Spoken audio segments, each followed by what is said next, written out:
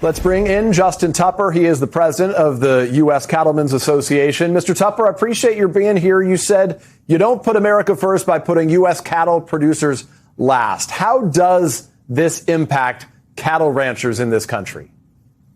Well, thanks, Peter, for having us. And, we're at historic lows. We have the lowest cow herd numbers since the 1950s. That's a lot of the reason that we have these price increases. We live in a free market system where it's supply and demand. And right now, the demand is higher than the supply. And bringing in foreign beef that does not have to live up to the same standards or any of the things that we go by here in this country, we don't think will.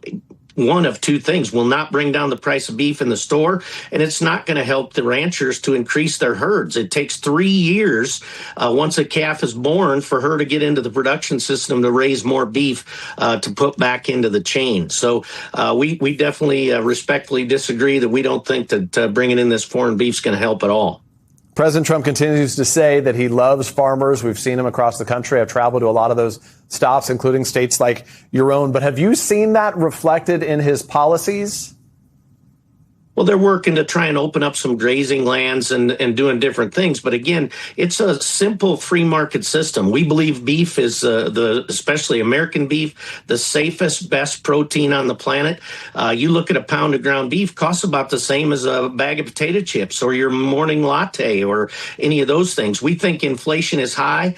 Our insurance costs are out of this world. Fuel costs are up. So every input the American rancher has is higher. And we're finally in a place where we can make some money. We don't need to be taking down the American beef and being a dumping ground for some of this foreign beef just to cheapen up. We learned that some of the top Department of Agriculture officials were even blindsided by this plan. I think it's that sort of the chaotic nature of some of these announcements that really have an impact. It doesn't allow industries like your own to plan ahead, to know what's coming, even in a situation like this where you disagree. How problematic is the sort of chaotic nature where you guys are not brought into the process and this just lands on your lap? Well, it can be very much so, just as you said. So it's a 3-month plan. Is it something to do with the election? I don't know. But I do know in the cattle industry, this is when most people are selling their calves. This is when the highest amount of cattle are going to market. We just opened the Mexican border. It just puts a lot of pressure on a market that has to operate by itself and independently. We do not want outside influences in there. Let supply and demand work.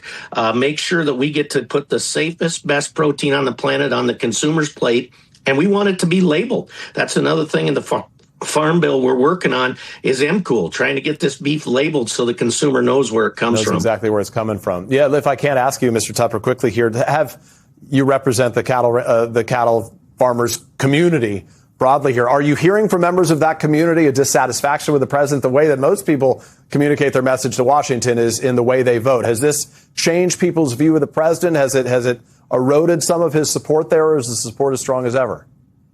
Well, I definitely think it has taken a hit to that. I think there's still a lot of support for the president, but I think it's definitely taken a hit because this does not support the America First agenda. And the American cattle ranchers are very proud people. They work hard every day to produce something and feed the world. And they just want to have a free and fair market system to do that in. And when we throw in some of these outside influences, it just throws a monkey wrench into it. And they'd sure like to see this market stay good so we can be profitable and try to bring back some more young people into our industry, which we've lost a ton of. Justin Tupper, we very much appreciate you speaking to us with the U.S. Cattlemen's Association. Thanks for making time for State of Play. Thanks, Peter.